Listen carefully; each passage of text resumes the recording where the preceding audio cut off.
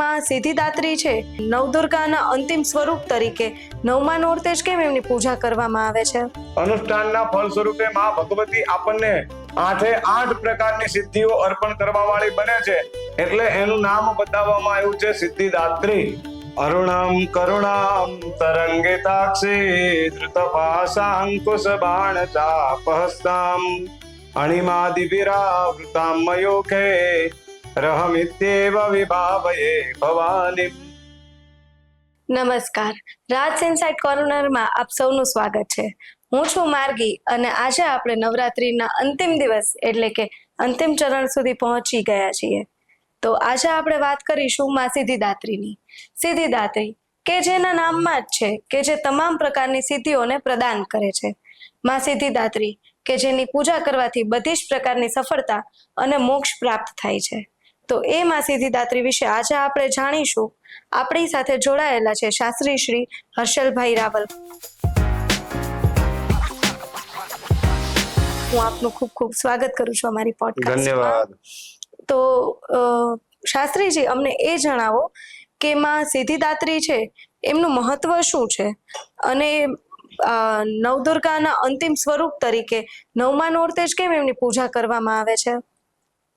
અરુણમ કરુણામ તરંગિતાક્ષી ધૃતપાશાંકુશ બાણ ચાપહસ્તામ અણિમાદિવિરાવૃતામ મયુખે રહમિત્યેવ વિભાવયે ભવાની.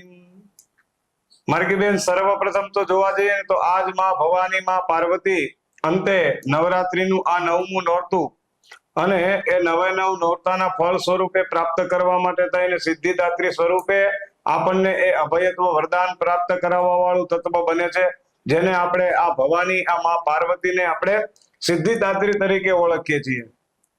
અને સંપૂર્ણ 9 દિવસ દરમિયાન કરવામાં આવતું વ્રત, કરવામાં આવતું જપ, કરવામાં આવતું તપ કે અનુષ્ઠાન, પછી એ યજ્ઞ હોય, એ કોઈ અભિષેક હોય કે કોઈ સ્વાહાકાર કરેલું હોય, તો કાર્યના ફળ સ્વરૂપે માં ભગવતી આપણને સિદ્ધિ અર્પણ કરે છે.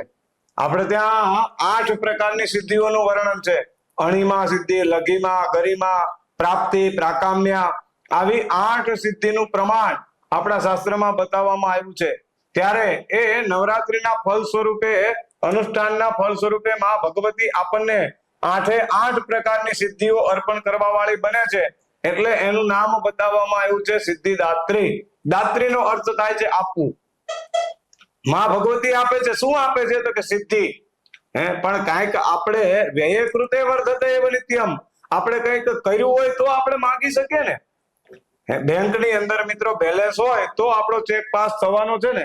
એમ આ નવરાત્રી દરમિયાન પુણ્યનું ભાથું ભરવા માટે, અનુષ્ઠાનનું ભાથું ભરવા માટે, આ કલ્યાણ પ્રાપ્તિ માટે, વૃદ્ધિ પ્રાપ્તિ માટે આપણે આ વ્રત, જપ, તપ, અનુષ્ઠાન, યજ્ઞ, સ્વાધ્યાય આ બધું કાર્ય બતાવવામાં આવ્યું છે.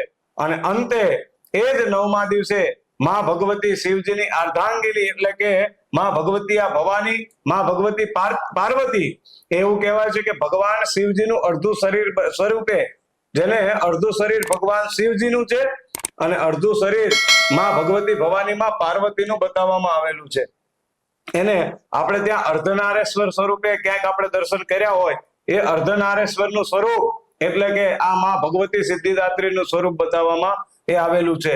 અને મૂળતઃ એ 8 પ્રકારની સિદ્ધિઓ, અણિમા આદિ, ગરિમા આદિ, લઘિમા આદિ, એ સિદ્ધિ પ્રદાત્રી એટલે કે દાન કરવા વાળી બને છે. એટલા માટે થઈ અને એને આપણે સિદ્ધિદાત્રી તરીકે આ 9મા નોરતાની અધિષ્ઠાત્રી એના તરીકે આપણે ઓળખતા છીએ. ખૂબ જ સરસ. પણ શાસ્ત્રીજીમાં સિદ્ધિદાત્રી છે એમનું એવું કહેવામાં આવે છે કે ભક્તો અને દેવો બંનેને અલૌકિક શક્તિ અને સિદ્ધિ પ્રદાન કરે છે. તો એ કઈ રીતે કરે છે? આમ તો જોવા જઈએ ને તો શાસ્ત્ર એવું કે છે કે ઘણા બધા સ્થાન એવા છે કે જ્યાં જઈએ ને બેન, માર્ગી બેન, એટલે ત્યાં આપણી જેવી શ્રદ્ધા, ભાવના અને વિશ્વાસ, આ સંપૂર્ણ આપણા હિન્દુ સંસ્કૃતિની અંદર, વૈદિક સનાતન સંસ્કૃતિની અંદર આપણા કોઈ પણ વ્રતો, તહેવારો અને ઉત્સવો, આ નવરાત્રીને તો આપણે એક અનુષ્ઠાનના ભાવથી આપણે જોવામાં આવે છે.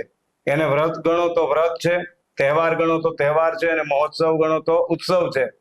ત્યારે એ વ્રતોત્સવ તહેવાર આ ત્રણેય શબ્દ એક સાથે વર્ણવી અને આ 9મા દિવસે એ આપણે જેવો ભાવ રાખી, જેવી શ્રદ્ધા રાખી અને મનમાં જેવો સંકલ્પ કે જેવો વિશ્વાસ રાખી અને કાર્ય કરીએ છીએ.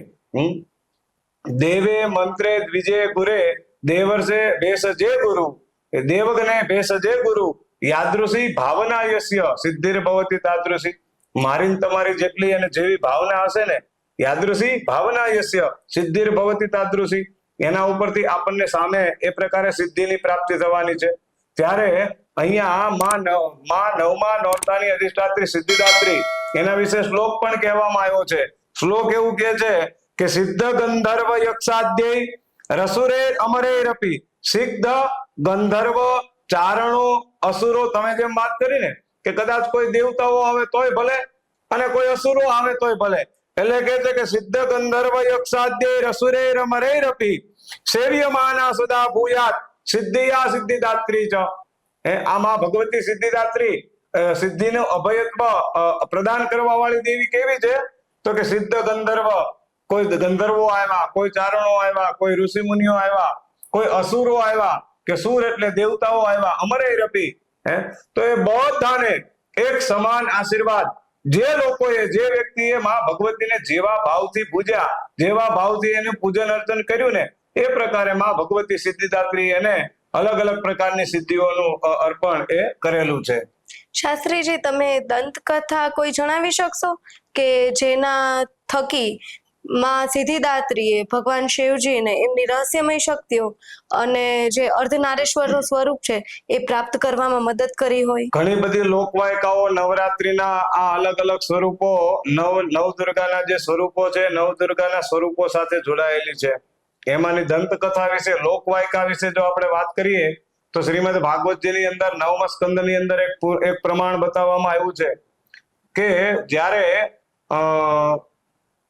ઇક્ષ્વાકુ વંશની અંદર મનુ મહારાજ જ્યારે થયા અને એ મનુ મહારાજના વંશની અંદર ભગવાન દેવાધિદેવ મહાદેવ અને મા પાર્વતીનું એક વિહાર કરવાનું ગંતવ્ય સ્થાન હતું. અને 9મા સ્કંદમાં એનું પ્રમાણ આપેલું છે કે એ ઈલા નામની કન્યા હતી અને ભગવાન ગુરુ મહારાજ વશિષ્ઠના કહેવાના કારણે થઈ અને પાછો એને પુરુષ યોનિની અંદર જન્મ આપવામાં આવ્યો અને એનું નામ બતાવવામાં આવ્યું છે પુરુરવા.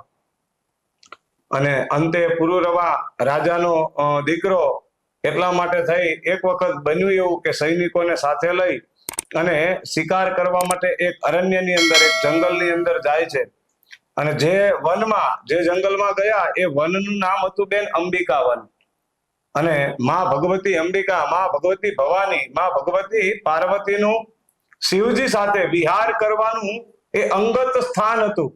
અને ત્યાં સ્વયં ભગવાન દેવાધિદેવ મહાદેવે આજ્ઞા કરી કે આ સ્થાનની અંદર કોઈ પણ પુરુષ પ્રવેશ કરશે તો એને અંતે સ્ત્રીઓની પ્રાપ્તિ, અને પાછો એ જ ઈલામાંથી બનેલો પુરુરવા એ પાછો સ્ત્રી યોનિને પ્રાપ્ત થયો, કારણ કે અજાણતા બન્યો છે. આવી એક દંતકથા એ બતાવવામાં આવેલી છે.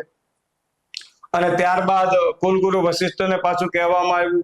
વશિષ્ઠજીએ ભગવાન મહાદેવને પ્રાર્થના કરી છે અને અંતે ભગવાન મહાદેવે પ્રસન્ન થઈ અને એ અર્ધનારેશ્વરના સ્વરૂપની અંદર પ્રમાણ આપ્યું છે કે 6 માસ સુધી આ સ્ત્રી યોનિને પ્રાપ્ત કરશે અને 6 માસ સુધી આ પુરુષ યોનિને પ્રાપ્ત કરશે. જેની આગળ કથા મિત્રો ભાગવતજીની અંદર ચંદ્રપુત્ર બુધ, આજે ચંદ્રવંશ અને એને ત્યાં બુધ, આપણે ત્યાં ગુરુ મહારાજ એટલે કે બૃહસ્પતિ, એની પત્ની જે તારા હતી એ તારાનું અને પાણી ગ્રહણ કર્યું, તારાનું અપહરણ કર્યું, એ બધી ઘટના આ પુરુરવાના વંશથી પ્રારંભ થયો એનો પ્રમાણ. અને આ દંતકથા અહીંયા આ સિદ્ધિદાત્રીના સ્વરૂપ સાથે આપણને ચોક્કસથી જોવા એ મળે છે. હવે શાસ્ત્રીજી, આપણે દર્શન કરીએ સિદ્ધિદાત્રી માના તો એમને જોઈએ તો કમળ ઉપર બિરાજમાન થયેલા અથવા સિંહ ઉપર સવારી કરતા દર્શાવવામાં આવે છે ને એમના સાથે એમના હાથમાં ગદા, શંખ, પછી કમળ, એવી રીતે અલગ અલગ વસ્તુઓ દર્શાવવામાં આવે છે. તો એ આધ્યાત્મિક રીતે શું એનું પ્રતીક છે? આમ જોવા જઈએ તો દરેકે દરેક નવદુર્ગાનું સ્વરૂપ સિંહ વાહિની કાં તો પછી એ ગર્દભ વાહિની કાં પછી એ વાઘ વાહિની બતાવવામાં આવી છે. વાઘેશ્વરી હોય, સિંહેશ્વરી હોય, ગર્દભેશ્વરી હોય. અહીંયા આપણે માં ભગવતી સિદ્ધિદાત્રી વિશે જોવા જઈએ ને તો શંખ, ચક્ર, ગદા અને પદ્મ એ ક્યાંક ને ક્યાંક માં ભગવતી સિદ્ધિદાત્રી, જેમ ભગવાન કૃષ્ણ વંશની અંદર વિષ્ણુ ભગવાન જેમ લયા છે અને વિષ્ણુ ભગવાનના હાથની અંદર જેમ શંખ, ચક્ર, ગદા, પદ્મ હતું, એમ ક્યાંક ને ક્યાંક માં ભગવતી સિદ્ધિદાત્રી એ સિદ્ધિ અભયત્વ તો અર્પણ કરે છે, 8 પ્રકારની સિદ્ધિ તો અર્પણ કરે છે, પણ ક્યાંક ને ક્યાંક સંહાર કરવાનું પણ કામ કરે છે. આપણામાં રહેલા જે દુર્ગુણો છે, આપણામાં રહેલા જે અભિમાન છે, એને ઓગાળવા માટે, એ અભિમાનનો નાશ કરવા માટે માં ભગવતીનું ચક્ર પણ કાપી છે. ત્યારબાદ એ કર્યા પછી હાથની અંદર અંકુશ પણ રાખે છે કે માં સિદ્ધિદાત્રી વિચાર કરે છે કે આને હું અલગ અલગ પ્રકારની સિદ્ધિઓ પ્રદાન કરીશ તો એ ક્યાંક નિરંકુશ થશે, તો એને એટલા માટે થઈ માં ભગવતી એ અંકુશમાં રાખવા માટે થઈ અને નિરંકુશ થતા ભક્તોને, અસુરોને, સુરોને બધાને અંકુશમાં રાખવાનું કામ પણ આ માં ભગવતી સિદ્ધિદાત્રી અર્પણ કરવા વાળી બને છે. તો ક્યાંક ને ક્યાંક આ આધુનિક જીવનની અંદર વર્તમાન સમયમાં આ હાથની અંદર રહેલા શસ્ત્રો, અભય મુદ્રા એ કમળ ઉપર બિરાજમાન થયેલા છે, સુગંધનો ભાવ બતાવવામાં આવ્યો છે અને કહે છે કે નમઃ કમલ નાભાય, નમઃ કમલ નેત્રાય અને નમઃ પંકજ માલિને. તો પંકજનો એક ભાવ પણ બતાવવામાં આવ્યો છે કે કમલ, પંકજને આપણે ત્યાં કમલ તરીકે પણ ઓળખવામાં આવતું હોય છે. તો એ કમલનો એક ભાવ છે કે અલગ અલગ પાંખડીઓને ખોલી, મસ્તકની અંદર રહેલું સહસ્રા આધાર મૂલાચક્રને ખોલી અને એની અંદર માં ભગવતીને બિરાજમાન કરવાનો એક ભાવ છે અને એ બિરાજમાન થાય. પણ સિદ્ધિદાત્રી કેવા સ્વરૂપે? એકલી નહીં, આપણે ત્યાં શ્લોક બતાવવામાં આવ્યો છે ને કે કર્પૂર ગૌરમ કરુણાવતારમ સંસાર સારમ ભુજગેન્દ્ર હારમ સદા વસંતમ હૃદયાર વિંદે. એકલા ભવને નહીં, ભવાની સહિત, ભવમ ભવાની સહિતમ નમામી. તો અહીંયા એકલી સિદ્ધિદાત્રીને નહીં, અડધું શરીર માં ભગવતી સિદ્ધિદાત્રીનું બતાવવામાં આવ્યું છે અને અડધું શરીર ભગવાન દેવાધિદેવ મહાદેવનું બતાવવામાં આવેલું છે.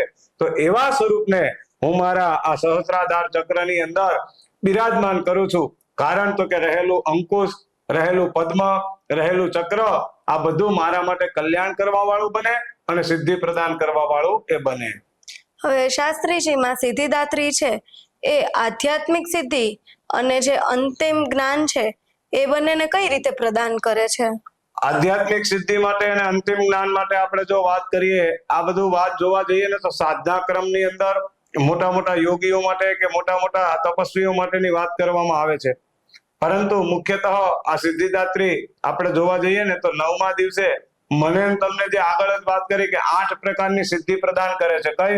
અણીમાં છે, દ્રાદીમાં છે, લાગીમાં છે, તો પ્રાપ્તિ છે, પ્રાકામ્ય છે, ઈશિત્વ છે, એ અલગ અલગ પ્રકારની સિદ્ધિઓને પ્રાપ્ત કર્યા પછી જેમ યોગ સાધના દ્વારા અથવા તો તપ સાધના દ્વારા કે અનુષ્ઠાન દ્વારા, મુખ્યતઃ ભાવ તો શું છે? કોઈ પણ દેવ કે કોઈ પણ દેવીના સ્વરૂપને પ્રાપ્ત કરવા અથવા તો એના પુણ્યને કે એના ફળને પ્રાપ્ત કરવાનો જે એક ભાવ રહેલો છે, ત્યારે વિશેષતઃ આધ્યાત્મિક દ્રષ્ટિએ આપણે જોવા જઈએ તો આ નવરાત્રીના અંગીભૂત આ 9મા નોરતાની અધિષ્ઠાત્રી માં ભગવતી સિદ્ધિદાત્રી એ વિશેષતઃ આપણને એ 5 તત્વની પ્રાપ્તિ કરાવે. કયું? તો કે પુણ્ય, કલ્યાણ, વૃદ્ધિ, સ્વસ્તિ અને શ્રી કહેતા સારી લક્ષ્મીની પણ પ્રાપ્તિ આ જ સિદ્ધિદાત્રી કરાવવા વાળી બનતી હોય છે. તો આ પણ એક ભાવ 9મા નોરતાની અધિષ્ઠાત્રીમાં સિદ્ધિદાત્રીનો બતાવવામાં આવેલો છે. માં સિદ્ધિદાત્રીની પૂજા છે એ આપણને દેવી પુરુષ અને સ્ત્રી શક્તિમાં સંતુલન જે જળવાઈ રહે એ કઈ રીતે એની એકતા દર્શાવે છે? ચોક્કસથી જોવા જઈએ તો માં સિદ્ધિદાત્રીની એક ભાવ બતાવવામાં આવ્યો છે કે અડધો ભાગ પુરુષનો છે અને અડધો ભાગ પ્રકૃતિનો એટલે કે સ્ત્રીનો છે. અને વિશેષતઃ નવરાત્રીના અંગીભૂત જ્યારે પૂજન કાર્ય કરી રહ્યા છો ત્યારે નવરાત્રીના દિવસે યજ્ઞનું મહાત્મ્ય વિશેષ બતાવવામાં આવ્યું છે. કારણ આપ જેમાં યજ્ઞ કરી રહ્યા છો ને એ યજ્ઞનો કુંડ, આપણે ત્યાં કુંડનું એક જ પ્રમાણ એવું છે કે એ કુંડનો અડધો ભાગ એ પુરુષનો બતાવવામાં આવેલો છે અને અડધો ભાગ એ પ્રકૃતિ એટલે કે સ્ત્રીનો બતાવવામાં આવ્યો છે. અને પુરુષ અને પ્રકૃતિના મૈથુની સૃષ્ટિ દ્વારા એમાંથી ફળની પ્રાપ્તિ, એમાંથી બીજની પ્રાપ્તિ થતી હોય છે. તો એ જ ભાવ અહીંયા જ બતાવવામાં આવેલો છે કે 9 દિવસ સુધી આપ કોઈ પણ દેવીનું અનુષ્ઠાન, કોઈ પણ સ્વરૂપનું, આપણા કુલદેવી કે ઈષ્ટદેવીનું જપ અનુષ્ઠાન કરો છો, કોઈ પુણ્ય કાર્ય કરો છો, યજ્ઞાદિ કાર્ય કરો છો, કોઈ સેવાદિ કાર્ય કરો છો, ત્યારે અંતિમ એ મૈથુનના ફળ સ્વરૂપે, એ કાર્યના ફળ સ્વરૂપે આપણને શું પ્રાપ્ત થાય છે? તો કે સિદ્ધિની પ્રાપ્તિ થાય છે. અને એટલા માટે થઈને એનું નામ પણ સિદ્ધિ પ્રદાત્રી એટલે કે નવમમ સિદ્ધિદાત્રી ચ નવદુર્ગા પ્રકીર્તિતા એ નામ એ સિદ્ધિદાત્રી બતાવવામાં એ આવેલું છે. હવે આપણે નવરાત્રિના 9મા દિવસે સિદ્ધિદાત્રી માની પૂજા કરવા માટે કોઈ એવા મંત્ર કે ભોગ કે રીત રિવાજ છે કે જેનાથી એ પ્રસન્ન થાય? આમ તો જોવા જઈએ બેન, માં ભગવતીની પૂજા કરવી હોય ને તો માં ભગવતીની પૂજામાં કોઈ નિયમ ન હોઈ શકે. આમ તો જોવા જઈએ તો આપણે જેમ 9 દિવસ માં ભગવતી આપણા ઘરે કોઈ મહેમાન આવે, અતિથિ આવે અને એ અતિથિની જેવી આપણે આગતા સ્વાગતા કરીએ ને એ જ ભાવ માં ભગવતીનો અહીંયા બતાવવામાં આવ્યો છે કે 9 દિવસ સુધી માં દુર્ગા અલગ અલગ સ્વરૂપો ધારણ કરીને પધારી છે. ત્યારે આપણા ઘરે કોઈ મહેમાન કે અતિથિ આવ્યા હોય અને આપણે કદાચ અકળ થઈ અને ફરીએ, આપણે કદાચ એ મહેમાનને ઘરે મૂકીને આપણે નોકરી ધંધો કે વ્યવસાય ઉપર જતા રહીએ તો એ મહેમાન કે અતિથિ કદાચ બપોર સુધીની રાહ ન જોવે, નીકળી જાય. બસ એ જ ભાવ અહીંયા બતાવવામાં આવ્યો છે. એની સાથે સરળ સ્વભાવ, આપણી જે યથાશક્તિ, યથામતી, યથા ભાવ રાખી અને કોઈ પણ દેવીનું સ્વરૂપ છે એની તમે પૂજા અને અર્ચના કરી શકો છો. અને એ પૂજા અર્ચના કર્યા પછી મનની અંદર શ્રદ્ધા અને વિશ્વાસ રાખી એક આડી વાટનો દીવો પણ માં ભગવતીને અર્પણ કરો ને તો પણ એ આડી વાટનો દીવો એ સ્વીકારવા વાળી બને છે. અને અંતે સ્વીકાર્યા પછી આખા મનનું અને મારા તમારા અંતરનું વાત, તું તો અંતરની વાત જાણે છે આઈ, તને કાંઈ કેવું પડે નહીં કાંઈ, તને કાંઈ કેવું પડે નહીં કાંઈ, બધી તારી નજરે કિતાબો યુગાડી, નમો સિદ્ધિદાત્રી, નમો સિદ્ધિદાત્રી. એને કાંઈ કેવું ન પડે, એને બધી જ ખ્યાલ છે. તારા હાથે શસ્ત્રો લેવા પડે નહીં, તારે સિંહ સવારી કરવી પડે નહીં, અને બધી તારી નજરે આ કિતાબો ઉગાડી, નમો સિદ્ધિદાત્રી, નમો સિદ્ધિદાત્રી. તો એ જ ભાવ આ નવરાત્રીના પૂજાની અંદર, આ નવરાત્રીના અનુષ્ઠાનની અંદર કે આ નવરાત્રીના ક્રમની અંદર બતાવવામાં આવેલો છે. હવે શાસ્ત્રીજી, આ નવરાત્રિના 9મા દિવસે કન્યા પૂજાની જે ઉજવણી છે એ સિદ્ધિદાત્રીની પૂજા સાથે કઈ રીતે જોડાયેલી છે? બહુ શ્રેષ્ઠ વાત કહી શકાય કે સંપૂર્ણ નવરાત્રી દરમિયાન આપ કોઈ ભગવતીની કોઈ સ્વરૂપની પૂજા અર્ચના નથી કરી શક્યા, કોઈ જપ તપ અનુષ્ઠાન નથી કરી શક્યા, તો આજના આ નવરાત્રીના 9મા દિવસે શક્ય હોય ને તો આપણી આજુબાજુ શેરી મહોલ્લો સોસાયટીમાં રહેતી નાની નાની બાળાઓ, જેનો ક્રમ બતાવવામાં આવ્યો છે 2 વર્ષથી લઈ અને 10 વર્ષની કન્યા, એટલે કે આ 9 દીકરીઓને ઘરે બોલાવી અને શક્ય હોય તો એને યથાશક્તિ ભોજન કરાવો. ભોજન કરાવી અને તૃપ્ત કરાવ્યા પછી એને કોઈ ભેટ સોગાદ અર્પણ કરો, એને કોઈ સૌભાગ્યની કોઈ શૃંગારની વસ્તુઓ, કોઈ દ્રવ્ય અર્પણ કરો અને એ દીકરીને કંકુથી તિલક કરો. અને જેમ એ નાની નાની બાળાઓ હસતા મુખે જેમ વિદાય લે ને એટલે સમજવું કે આપણે ત્યાં એ 9 દુર્ગા એટલે પછી શૈલપુત્રીથી આરંભ કરી અને 9 દુર્ગા સિદ્ધિદાત્રી સુધીની 9 દુર્ગા આપણે ત્યાં ખમકારો કરી અને હાસ્ય કરી અને જાય છે, એ ભાવ બતાવવામાં આવેલો છે. તો આપ પણ મિત્રો આ કાર્યક્રમના માધ્યમ દ્વારા સંપૂર્ણ નવરાત્રી દરમિયાન વ્રત, જપ, તપ, અનુષ્ઠાન કે યજ્ઞ કાર્ય ન થઈ શક્યું હોય તો ચોક્કસથી આજુબાજુમાં રહેતી નાની 9 દીકરીઓને આપ ભોજન દ્વારા તૃપ્ત કરી અને ચોક્કસથી આ નવરાત્રીના ફળને, આ નવરાત્રીના પુણ્યને એ પ્રાપ્ત કરી શકો છો. આ 9 દિવસ અમારી સાથે જોડાયેલા રહીને આટલી ચીવટ અને ચોકસાઈથી એકદમ રોચક માહિતી અમને આપવા બદલ આપનો શાસ્ત્રીજી ખૂબ ખૂબ આભાર. ધન્યવાદ. માં સિદ્ધિદાત્રીનું આ સ્વરૂપ આપણને શીખવે છે કે ભક્તિ અને સમર્પણથી કોઈ પણ સિદ્ધિ પ્રાપ્ત કરી શકાય છે. નવરાત્રીના 9 દિવસ સુધી અમારી સાથે જોડાયેલા રહેવા બદલ હું આપનો ખૂબ ખૂબ આભાર માનું છું અને હું આશા રાખું છું કે આ મળેલી ઇનસાઇટ્સ તમને ગમી હશે ને આવી જ નવી ઇનસાઇટ્સ માટે અમારી સાથે જોડાયેલા રહો રાજ ઇનસાઇટ કોર્નરમાં. આવા જ અવનવા વિડીયો મેળવવા માટે અમારી ચેનલને સબસ્ક્રાઇબ કરો. આ વિડીયો ગમ્યો હોય તો એને લાઈક કરો ને તમારા પરિવારજનો અને ફ્રેન્ડ સાથે શેર કરો. Thank you. અને હા, કમેન્ટ્સમાં જય માતાજી લખવાનું ભૂલતા નહીં.